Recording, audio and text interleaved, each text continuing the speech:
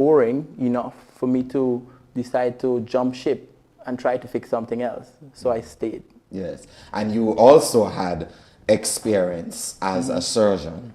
Right. For a number of years. You're a medical doctor at the Andrews Memorial Hospital. Correct. And in particular, you're in family medicine. Tell us That's right. a little about your experience in family medicine overall. All right. So family medicine, as it might imply, it's not just about family, it's about the general population. And when we look at general health, we're talking about not only women, children, men, but health overall. The context is not just limited to the person, but to the home and to the community by extension. Right. So you have to consider all these factors when you are thinking about family, because health is not just the absence of illness, for example. It's the complete well-being of a person. I enjoy that definition, a holistic part, not just a single dimension. So yes, family, but for this program, we're focusing specifically on men's health. That's right. And further, men's hygiene. So I want us to talk a little bit about why men's health is important within the family context. Great. Good question. Unfortunately, it seems like women have a better grasp on health and their health needs because they tend to flock the hospital more than men would. And we call this health-seeking behavior. So women have a better health-seeking behavior than men. As a result, we find that a lot of men come to the hospital when it's too late or when something is far gone. At this stage, the idea of health is not just to be reactive, but to be proactive. So if a man understands the need for health and that the health that he has translates to not only wealth, but it trickles down into your social circumstances. If you're healthy, you're there for your family. If you're healthy, you're able to provide, you're able to do all the things that a man is supposed to do. So comes back into the whole family medicine context. It's not just related to health, but the whole picture. And one thing can affect everything. So it's important for health to be at the forefront of all of our minds because we want to be able to live and move and have our being. That's a very important overview, that insight, a lot to unpack right there. In men's health, we consider a number of dimensions that relate to the mental, physical, emotional being of the person. Let's look on the issue of hygienic practices and how it relates. Firstly, let's start with the big one, with reproduction. Hygienic practices and reproduction. What is the linkage and how can men help to sustain a healthy environment for reproductive? Great, good question. Good question. The thing about reproduction is that we are supposed to be able to, as a living organism, carry out some functions. Breathing is one, eating, excretion, and one of the big ones, reproduction. And it's our mandate, apparently, as men, to replenish the earth, to reproduce. Now, we can't do this if we are not doing it right. And that's a very vague statement, but what I'll add to this, just to clarify, is that your body thermoregulates, or it controls the temperature in the pubic area of men. So you'll find that when you have cold temperatures, your testicles or your scrotum tends to shrivel and get very contracted. That's because the body is trying to maintain a certain temperature. When the body gets too hot, you'll find that the scrotum relaxes and it's a little bit more elongated. But that's the body trying to do its part. The problem that we have as men is that sometimes we try to be, counterintuitive, and we create more of a an issue by wearing tight clothing. We create more of an issue by not taking care of our pubic hair, for example. So shaving becomes necessary because even though the hair is there for a bit of the thermoregulation, it's also a source for infection. Right. So it's very moist down there. We have sweat glands and we sweat. If the hair is there and the sweat is there, you have moisture, which is a medium for bacterial growth and replication. Right. Mind you, the human body has approximately 1,000 species of different organisms, bacteria, including fungus. And if we create the environment for bacteria to grow, it will. Bacteria produce odor. Bacteria produce all sorts of different chemical reactions that sometimes even fends off bad bacteria. So they're not bad, they're good. It's supposed to be there. But as a part of being what it is, it can produce odor as well. Now you have skin that is shedding as well. Every day you shed skin. And dead skin, bacteria, and sweat, you can understand the types of odor that you'll get. So temperature, odor, those are all things that we have to control or manage.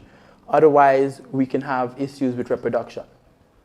If it's too warm, your sperm count might be very low. If it's too cold, the sperm production might be slowed. So the aim is to ensure that we try to mimic the body's natural thermoregulation by not complicating it, wearing too many tight clothing, for example, or maybe being too warm down there. So shaving helps to cut the temperature. Shaving helps to cut the bacterial accumulation. Shaving also helps to ensure that the odor there is not bad. Well, you speak about shaving. Some men might be looking on and saying, man, we are supposed to shave. No, sir. Yes, you are supposed to shave. And somebody might even argue and say that if we have hair there, why did God put it there? Correct.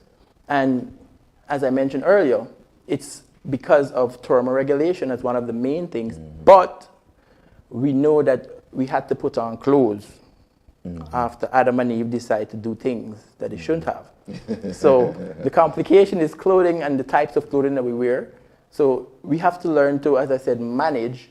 So maybe we might have to just shave a bit to keep the temperature down, to keep the odor down. Because the next part is, if you have a partner, if you're married, nobody wants to deal with a bad smelling genital area.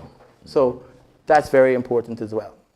So you're saying that men don't always practice health-seeking behavior or hospital-seeking behavior, don't manifest hospital-seeking behavior. Right. Women normally do. Yes. And that in reproduction is important for us to maintain the balance in terms of temperature and all of that to make sure that we are practicing good health around the genital area for ourselves as men.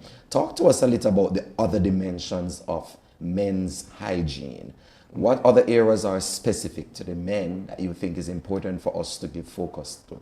All right, great. Well, let's go from the head and come down. Yes. So we are going to start with the ears. So the general assumption is that, we should push a Q-tip in our ear to clean it. And the answer to that is no. Because it's going to push the further. Right. So think of a fist trying to scoop. It doesn't work. It's like punching the wax back. You're not scooping it out. So to use a Q-tip, it's not going to help. It's going to further compact or allow wax to go further back and more wax to come on top of that. That leads to wax impaction. So we see a lot of people come with their ear clogged up because there's wax impaction. So you should not use cotton swabs. What you can do, somebody says that you don't put anything in your ear, put your elbow. The most that can go into your ear is the elbow. But it really can't fit. However, the idea is use a towel and just wipe the outside. If you really want to clean your ear, there's some things you can do.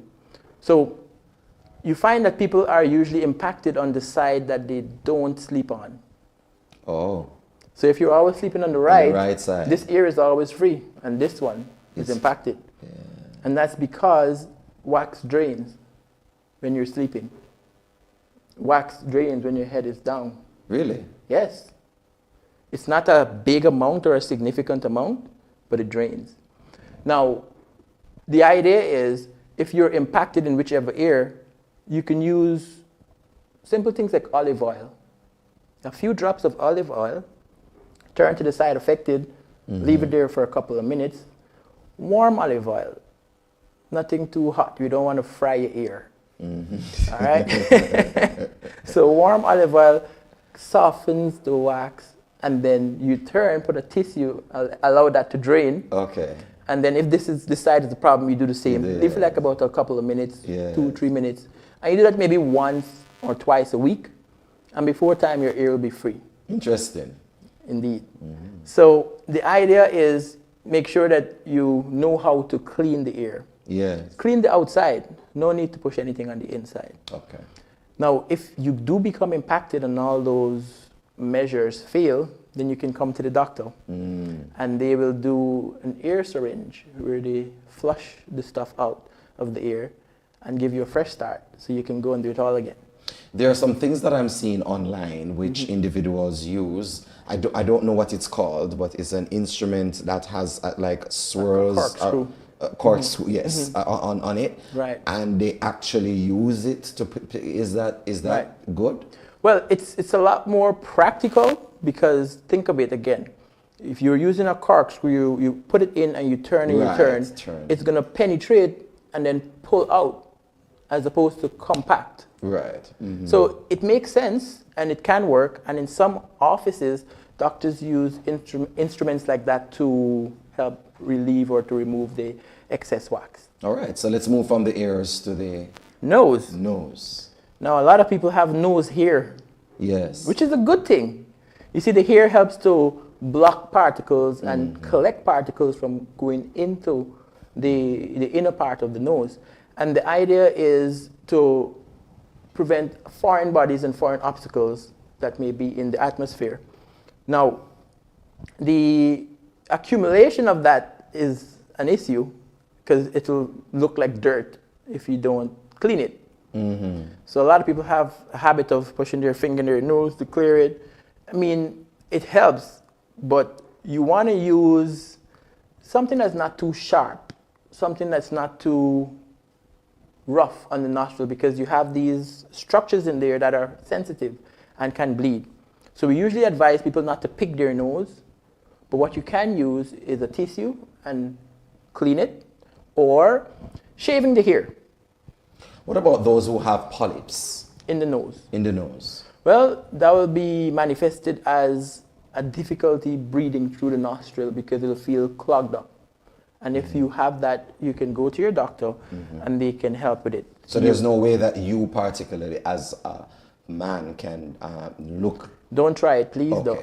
Okay. It's Very going to cool. hurt you, it might bleed, it might do so many things. So you Okay. need to see your family physician first, and then after, you want to maybe see the ENT or the ear, nose, and throat doctor. Right. And they may do a surgical procedure to remove To go to the ENT, though, you need a referral from a medical That's right. practitioner. Hence why you go to your family physician first, Right. then to the ENT. Yeah, just wanted to make sure I put that out there so that Very much so. you know you're giving good medical advice. Yes. So, from the nose.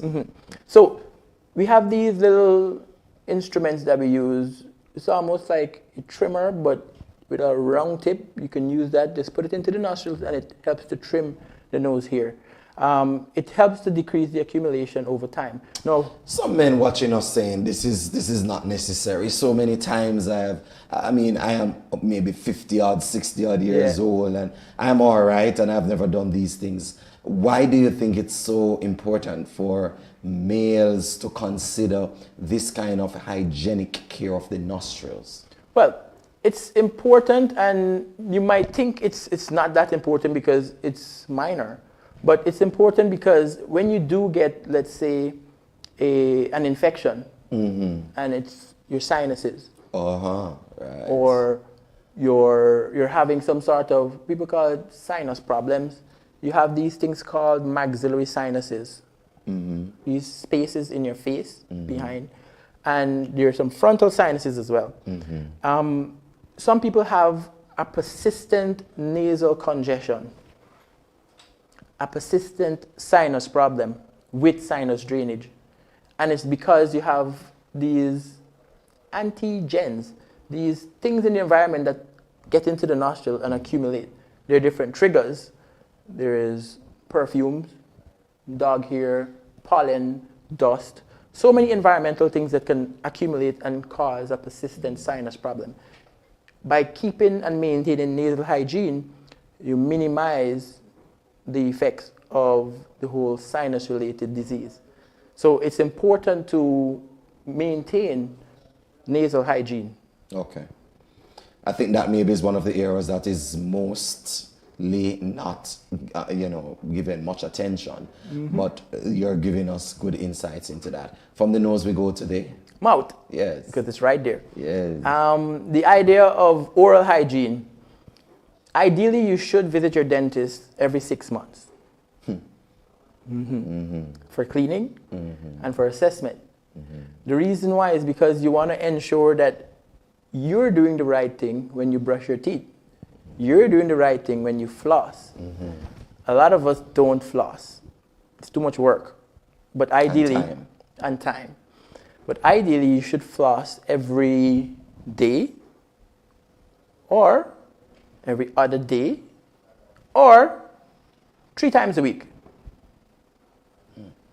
So we have options. You have options.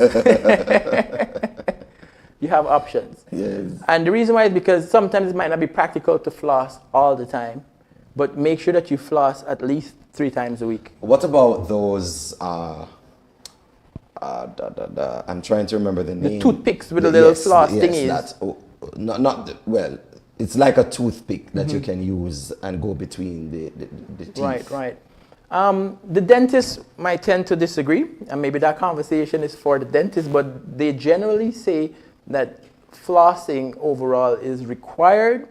The method as to how, there's some debate, but it's not a bad thing to use something to floss. Okay. So the general idea though is make sure that you floss, because flossing reaches between the gum and where the the toothbrush can't go. Right, and you want to get whatever may accumulate over time from there.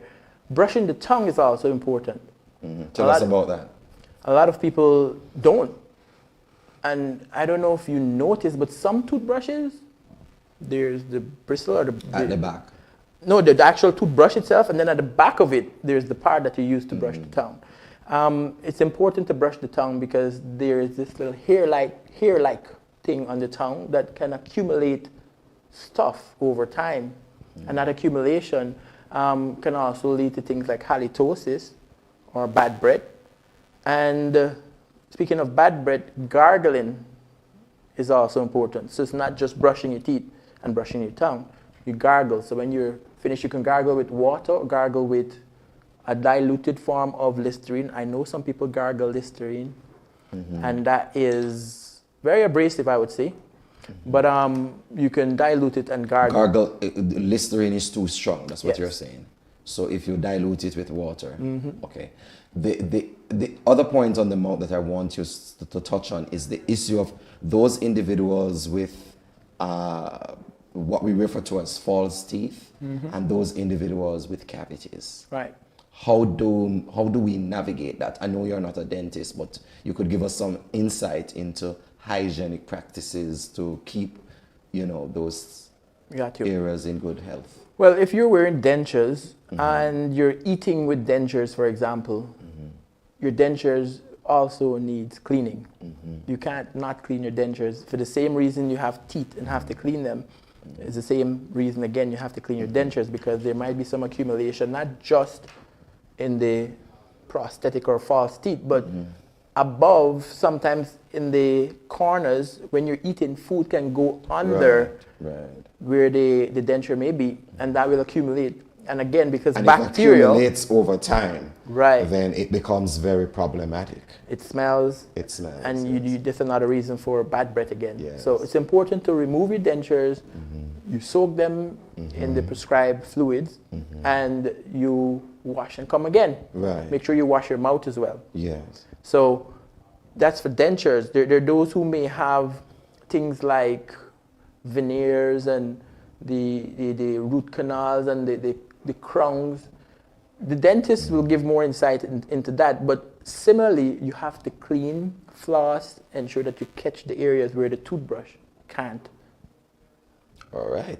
We're doing head and shoulders, knees and toes, men's hygiene. We're talking with Dr. Ivan Williams, family practitioner at the Andrews Memorial Hospital in St. Andrew, Jamaica. We're going to take a break and we'll be right back with you after this commercial. Yes. Personal health, hygiene and grooming. In this video, we will learn the importance of staying well groomed and maintaining personal hygiene. We will also learn some grooming essentials and see what happens when we fail to maintain our appearance. Proper grooming and personal hygiene are essential to promoting good health. Let's look at a scenario to understand the importance of good personal hygiene and grooming. Sam has recently joined a retail store in the sales department. He notices that customers approach him for queries, but they appear uncomfortable and then go to the next counter. Because of this, Sam's sales are suffering. He approaches his friend Chris for advice. Chris, I am quite worried about not being able to make any sales. Customers come to me, but then they quickly go away without making a purchase. I think I know what the problem is. Apparently you haven't been paying attention to grooming and hygiene. What do you mean? See, you haven't shaved for many days, and it looks like you need a shower. Your body odor could be turning customers away. Actually, I had been keeping busy the last few days and didn't have time to take a bath.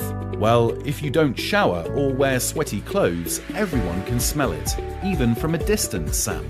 But what can I do if I sweat a lot and end up smelling even if I take a bath? You can use deodorant on your armpits every day after you shower, Sam. But remember to not use too much, because the fragrance then gets too much and can make other people uncomfortable. Oh, I didn't know that. Anyhow, now that you have seen how your lack of grooming and hygiene is affecting your work, you must promise yourself to take care of it. Thank you, Chris. Sam learned his lesson and made it a priority to brush his teeth properly, bathe regularly, wear clean clothes, and keep his beard trimmed. Soon, customers started coming to his counter as well, and his sales picked up. Both men and women must make efforts to appear well groomed, clean, and presentable at all times. Men should shave or trim their beard regularly, and women should get any awkward body and facial hair removed. Now, along with maintaining personal hygiene, it's important to keep your surroundings clean. This means that you should always flush after using the toilet and never spit on the road or in any open area. Finally, maintain a healthy lifestyle. Make sure you eat a healthy, balanced diet and include enough green vegetables and fruit in your diet. Drink at least 8 to 10 glasses of water, exercise at least 4 times a week, and go for a jog or run every day. Remember, it takes only a little time to appear well groomed and stay fit and healthy. But the rewards of doing this are many. Your mind and body will thank you for making the effort, and so will others around you. Welcome back. Thank you so very much for joining with us on Bless TV. We're bringing to you a special feature looking on men's health, men's hygiene. And we're having the discussion with family practitioner, medical doctor, Dr. Ivan Williams. Welcome back to Head and Shoulders, Knees and Toes. Thank you very much. We were at mouth. That's right. Yes. And while we're at mouth, we're going to just go just lateral to the mouth and talk about the face. Okay. And the beard. Now, grooming is important. You want to talk about my beard? Not yours. Yeah. Yours is good. Yeah, it looks good. Thank you. But grooming of the facial hair is important. Just like the nostril, we're in an environment where things are in the air and it can accumulate.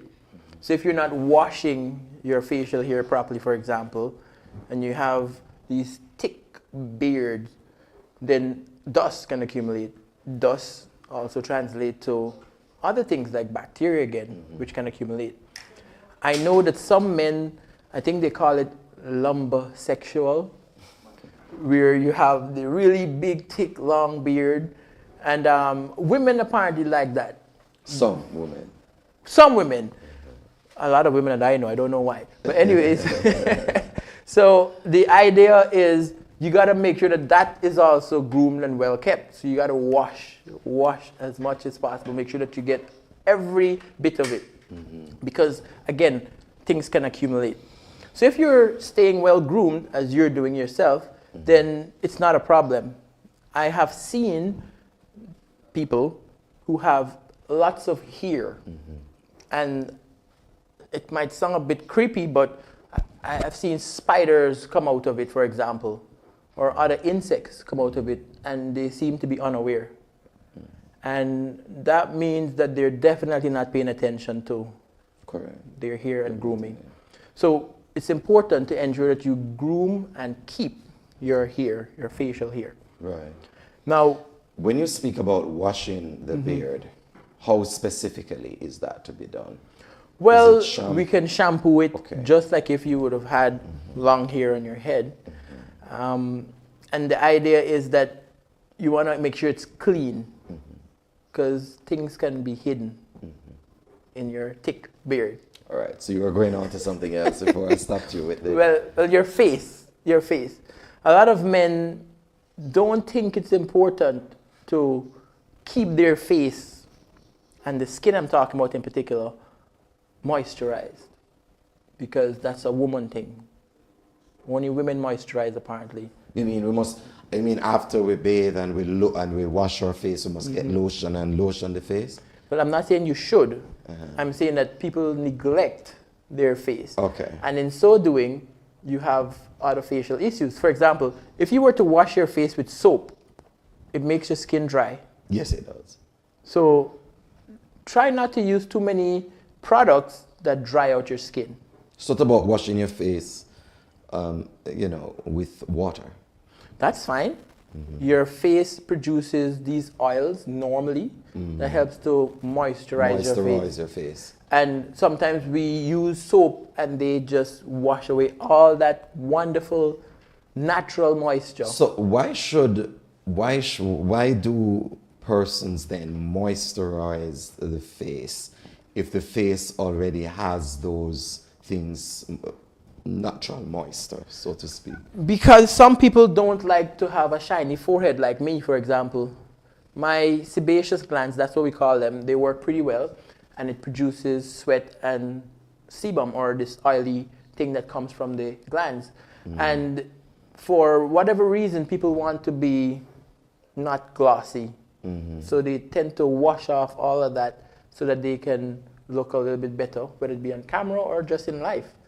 So the reasons might vary from place to place, but the idea is if you're going to wash your face with products that will dry out your face and your skin, then it can lead to other issues outside of dry skin. Flaking, breaking. Right. And then flaking, breaking means that your skin, which is supposed to be waterproof and is supposed to prevent bacteria from going in, can therefore lend to bacteria going into your pores. Then you develop acne and all kind of other bumps or lesions on your face, furuncle, carbuncle, wonderful names that we use. So the idea is... Wonderful names. That's right. The idea is that we got to try and balance. Everything is about balance. Don't dry out your face. Your face will do its job. Some people have other issues though. Let's just plug in. I come into the other issues, but let's just plug in. With the shampoo, should men condition as well? Oh, well, if you have a lot of hair like yourself, no, you don't have to condition. Shampooing is okay. I have a lot of hair? It depends. It depends on who's looking at it. They say beauty's in the eye of the beholder. Oh boy. I didn't know my hair was relative, but okay. The idea of shampooing and conditioning, it's not so much a man thing unless you have a lot of hair on your head, that is. So let's talk about those individuals who are actually Rastafarians or individuals who are who have adopted the cultural practice of Right. having hair that more represents our Afrocentric nature.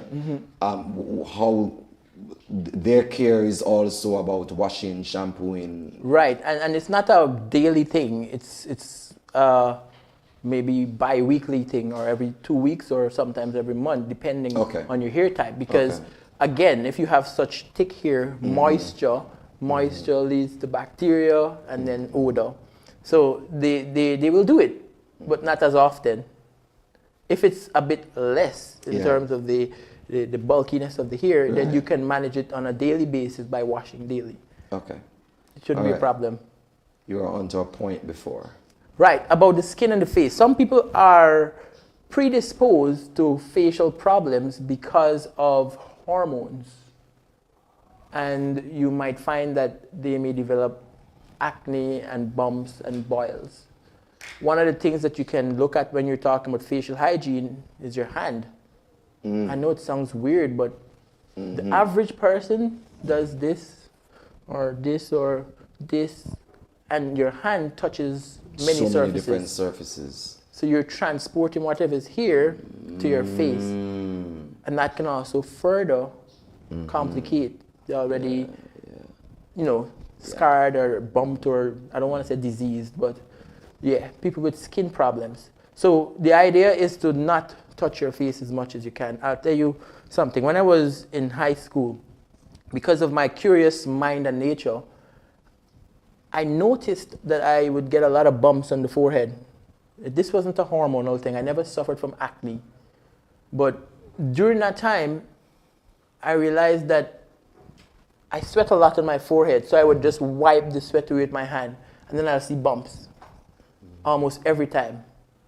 So I decided to get a handkerchief instead. And in so doing, bumps disappeared, never came again. That told me a lot of things. It told me that I was creating the problem by touching my face. So I advise a lot of people, so this hand ticking, this hand thing, and sometimes we do it so unconsciously. That's right. It's so natural to if you have an itch, or you use your hand, and sometimes you just take your hand from anywhere. Which brings us now to the head, shoulder, knees, and toes, but we're at hands now. That's right. So coming down to the hands, your nails. Yes. That's very important. We want to keep our nails trimmed or cut. If you start to see dirt accumulating under your nail, it's time to cut it. I find that cutting the nail too far down impacts. It is true. And how far to cut is another question. Right. You want to, first of all, cut. If you're going to cut, try your best to cut straight across, as opposed to cutting and curving down. Okay. Because in some cases, the nail can curve in, and you'll have an ingrown nail, especially in the toes, but we're at the fingers now. But that can also happen with the hand. So how you cut this is important. Try not to curve it down too much, because when it's growing, it will grow and curve in. Well, I curve. Right. So you have to cut across. Okay. Straight across. Okay. Because then it will cut into your skin and it'll cause pain. Yeah, and a lot of men are involved in a lot of physical labor, manual labor. That's right. Labor that requires us to do work in the ground, work on the car, work in the engine, work on the... And so sometimes you will see a number of men who actually have, because they work very hard, bits and pieces of oil or dirt or whatever inside. What's the easiest way to clean those areas? What's the best way to deal with it? When it comes to the hands, soap and water actually is the best. Soap and water. Really? Don't worry the alcohol thingy. I know it sounds controversial, but alcohol tends... Some of these soaps only have scents. Right, the type of soap. Yeah. So you want to use soap that has some antibacterial coverage. So that kills bacteria, because it tends to do so like better. Protex. Protex as a soap, but we have these different kinds of wash, the hand wash liquid thingies, that might be better. You mean like Palmolive? Yes, or I don't want to say the dishwashing liquid, but the ones that are dedicated for the hands. Why? Because it has some bit of moisturizer in there, so it's not too dry. Yes, it doesn't dry out the skin. The Protex is very... Yeah. sharp. It dries out the skin. Yeah. So the aim is to use soap that doesn't dry out the skin too much and has enough antibacterial coverage. How you wash your hands is important. Show us how we wash them. So the idea of washing your hands is you want to get this surface, get between the fingers, and then between the nails. Yeah. So some people use a hand brush Yeah. to brush between the nails, so you get between the nails, because again, stuff accumulates We have under the hand nails. brush for that as well. You do. Okay. So if you can, You're increasing our monthly allowance expenditure. Just to between maintain the ears hygiene. and the nose and the mouth, you're kind of increasing it. well, the idea is it better to be healthy? Self-care is good. Right, Self- or to lose a few bucks. At the end of the day, we have to make sure that we do our part as well. That's right. So don't dry out the skin too much, but make sure that how you wash. So you wash in between the fingers, make sure you get in between there. And you want to wash from like here, halfway down. Okay. Both sides, Yes. between the fingers, nails. All right, that's the general idea of hand washing. Now, we can't talk about the hand if we forget the entire body when we're talking about washing. Sometimes we shower or we have a bath and we don't dry properly, for example. So we have moisture in certain areas, armpits, we have the groin, we have even between the toes, The rectum. even between the gluteus, or the, what do you call it? What's the regular word for that? The gluteus. The butt, that word. We have to wash between the Yes. crack there and dry between there, because again, with moisture, bacteria, we have things like odor and sometimes even itching Yes. when it's moist. Fungus, as I said, is also a part of your normal flora or the normal bacteria or microorganisms. And in the foot in particular, you can Yes. have fungus growing beneath those moist areas, and then you have this thick white area that tends to break down easily under the toe or in between the toes. So if we don't dry properly, So this it's is the not result. just going in, having a good shower, be cleaning. You have to ensure that after you have applied water, that you have a dry towel. That's right. And that you use the towel to dry properly behind your ears, dry your neck, dry your armpits, dry your groin, and dry your feet Right. and in between the toes. That's right. Every crack and crevice. Yeah, you're just adding more time to our bathing schedule. Well, For those who don't do it. if you were to practice this, it becomes like a routine, and it's Yes. not so much of a problem. Okay. So if we inculcate these behaviors, it's going to add value overall. Let's look on the armpit though. How do we take care of the armpit? I know there's some individuals who are concerned about the usage of deodorant and its linkage or supposed linkage to different forms of cancers. Right. And it happens in women. Usage of certain underarm deodorants. I know one or two of them, when I've used them, it actually creates a burn. Right. So what would you recommend for those individuals who don't want to use deodorants, or how should the armpits be taken care for? Well, that's a good question. And a lot of people will have issues with, what do you call it, when your armpit fresh? What's the name for that? Green. Green, that one. When your armpit green. Very green. Some When you're in people, the bus traveling and you don't have any other choice and the person is holding on to the thing, the railing, so that they Yes. don't, and you're seated down and all that is coming right at you. now that can happen for various reasons. Yes, it can. If you're not wearing deodorant, one, but some people wear deodorant and it still doesn't work. You want to have a deodorant that gives you coverage for at least 24 hours. Some of them claim to give you 48-hour protection, but I've tested them, and 48 hours is a bit of a stretch. It's probably 24, 26 hours maybe, and that's it. But you want to use something with a long-lasting effect. That's the first Right. thing. You want to use something that has an antiperspirant, because again, we're talking about moisture and you will perspire. The idea is to minimize, because it wouldn't stop it completely, Correct. the amount of sweating that happens under the arm. You want to use something that is not alcohol-based, because the alcohol-based ones Sharp. will burn. Very sharp, yeah. And that's where you were saying sometimes you use it and you get a bit of burning. There are the sprays and the roll-ons and the sticks, the white or even the clear ones sometimes. Which one to use? I'm not going to promote any brand per se, but I'll tell you what I use. I use Degree for men. And Degree for men tends to last at least 26 hours.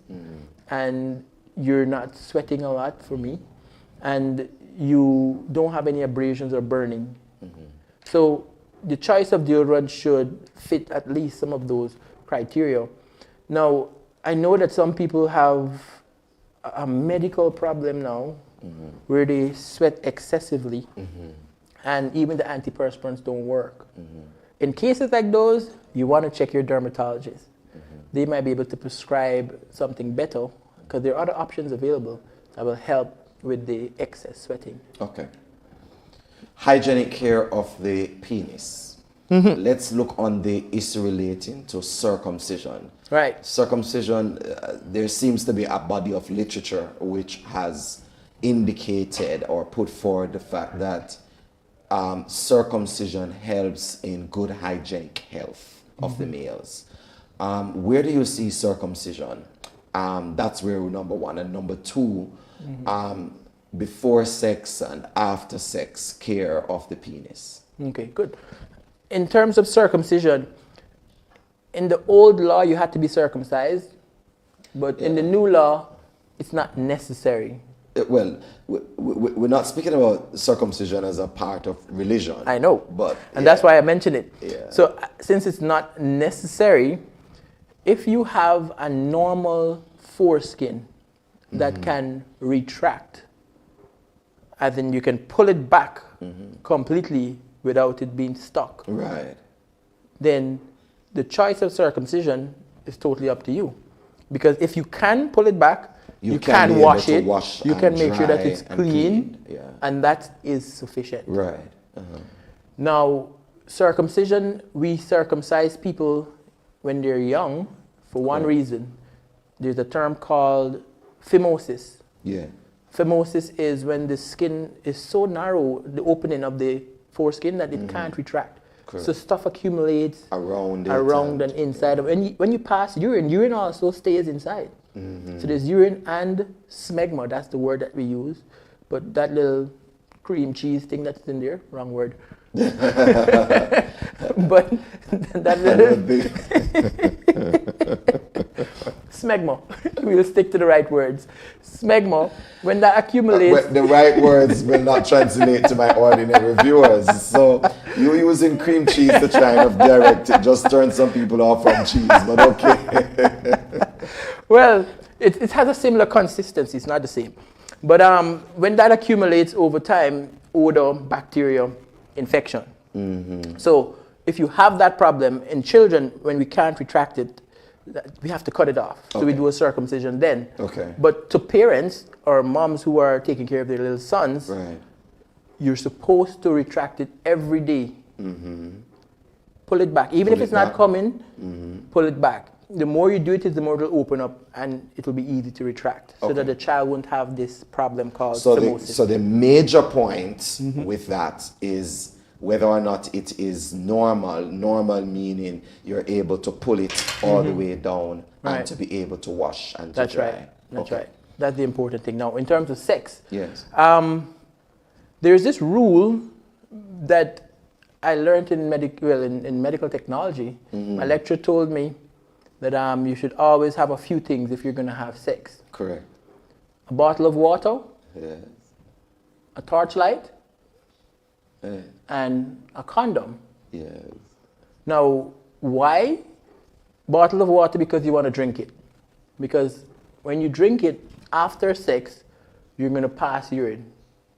And the average person actually passes urine after sex. But the reason why is because bacteria have finger-like projections that they use to crawl and move up the urethra or the urinary tract. And that can cause things like urinary tract infections or even STIs. So the idea is that you, after sex, pass urine. That's the first thing. The next thing is the torchlight. Torchlight because you want to check. You want to check everything. Check the penis, check whatever you're doing, make sure that there's no lesions, no cuts, no bruises, nothing. Because some people actually have sex and end up in problems because they didn't check.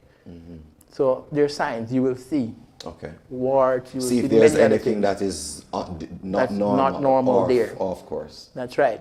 And well, of course we know why people use condoms. But in terms of what you do before and after, have a shower before sex. Nothing is wrong with that. You minimize the bacterial burden after a long day of work. You're sweating at work, you're working hard, manual labor, and you come home and you want to be intimate with your partner, and then you are not clean. That's a recipe for disaster. Have a shower before sex. That's good. Okay. Next thing is after sex, wash after sex, whether it be a whole shower or just to wash your genital region. A lot of people linger. And lingering, even though you want to feel close to your partner and you want to cuddle and so forth after the act, sometimes if there is a problem, you will have a chance for the same bacteria or organisms to not only crawl but infect or get into spaces that may have a little cut or a bruise. So the general idea is after sex, wash. Before and after. Okay. So check, make sure you inspect, drink water, because drink water and mind your business, or ensure that you pass urine after, wash before and after. All right. So any other area that you think we have not covered that we should cover? In terms of men's hygiene? Men's hygiene. Well, funny enough, we always tell women to wipe from front to back. Yes. How should men wipe when they're doing number 2? That's a big question, eh? Well, the idea is similarly, you wipe from front to back. I'll tell you why. Wipe from back to front, you're bringing stuff forward. You have your testicles, you have your penis. Some people wear underwear and they aim downwards. So you have your penis going down, right, and then you're wiping from back to front. So proximity, it's likely that you may be exposed to bacteria from the rectum. They have a different set of bacteria there, which can cause things like urinary tract infection and other type of genitourinary types of infection. So you want to be careful and wipe back. Okay. That's the only other thing I can think about at this point. Well, there you have it. My head and shoulder, knees and toes exercise with Dr. Ivan Williams. What an exercise it has been. I want to thank you, Doc, for helping us to explore, understand, and to gain insights into men's hygiene, an umbrella of men's health, under the umbrella of family health. And it's been interesting getting some tips as to how we can take care of our ears, or our nose, or our mouths, or armpits, or groin area, our toes, ensuring that we can keep body temperature, moisture, and ensuring that we can keep ourselves healthy. It's important that as men, we give the proper focus to our personal care, to our personal health, to our personal hygiene. We want to implore you to take all precautions necessary in ensuring that you can limit illnesses and diseases. And in spite of the fact that, of a truth, men are known to be individuals who don't like to go to the doctor, to the clinic, or to the hospital.